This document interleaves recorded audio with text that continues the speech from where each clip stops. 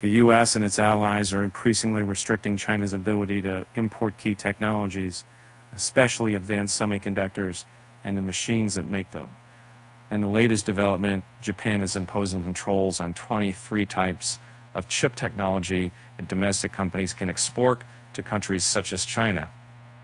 Japanese companies are not as prominent as the Netherlands ASML Holding NV or Taiwan Semiconductor Manufacturing Company, but they dominate several stages of the chip-making process. Japan's support will fortify the U.S.-led blockade of China, thwarting its efforts to build a domestic technology industry that can support its economic and political ambitions. President Joe Biden's administration unveiled its chip strategy last year because of what it sees as a new era in the U.S.-China relationship, with rising risks for economic and perhaps military conflict. National Security Advisor Jake Sullivan explained the U.S. must do whatever it can to ensure the country has as large a technological advantage as possible. Break from earlier strategies of maintaining a relative advantage. In October, the Commerce Department slapped a ban on exporting certain artificial intelligence chips to China without a license, as well as prohibitions on selling chip-making equipment for the most advanced silicon. The U.S. may extend those restrictions as it finalizes them this year, including by adding limits on the chips that AI leader NVIDIA can sell without a license.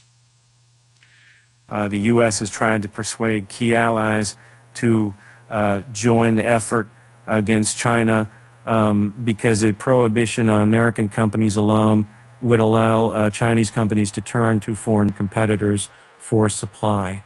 Winning over the Netherlands and Japan was critical for the U.S. because all the key companies that produce chip-making equipment for the most sophisticated chips are based in those three countries. They include Applied Materials Inc. in the U.S., ASML Holding NV of the Netherlands, and Tokyo Electron Limited of Japan. Japanese companies also dominant market share at several stages of the chip process, including wafer cleaning and development. The companies that make semiconductors and chip-making equipment have resisted the restrictions on China, the biggest market for their technologies. Leaders of companies like NVIDIA and Intel Corp, sales and organizations, they're not just worried about lost sales. During meetings in Washington in July, Inflame doesn't fit NVIDIA and Jensen Huang, and Qualcomm Inc.'s missile has harming U.S. leadership in the industry. The restrictions may compel China to accelerate its own investments in the semiconductor industry and don't appear to have helped slow China's AI to be small. Semiconductors are necessary to process and understand the mountains of data that have come to rival oil as the lifeblood of the global economy. The latest generation of chips enables technologies such as virtual reality and deep learning, artificial intelligence platforms such as ChatGPT, and faster data transfers over fifth-generation wireless networks. Memory chips, which store data, are 8, relatively complex, and relatively simple, and are traded like commodities. Logic chips, which run programs and act as the brains of a device, are more complex and expensive. Some members of the industry will double in value this decade. Spending on research and development for chips is dominated by U.S. companies with nearly half the coal. The U.S. has said that it's concerned expanding advanced semiconductors and capabilities, as well as technology systems for domestic surveillance and censorship. A production of the most advanced semiconductors is concentrated in just two places, Taiwan and South Korea, which account for about 3/4 of global contract chip-making capacity. This has raised concerns in Washington and beyond because Taiwan is disputed territory, a self-governing island that China claims as its own. Governments from the U.S. and Europe to Japan are spending tens of billions of dollars to secure future chip supplies by developing their own chip factories.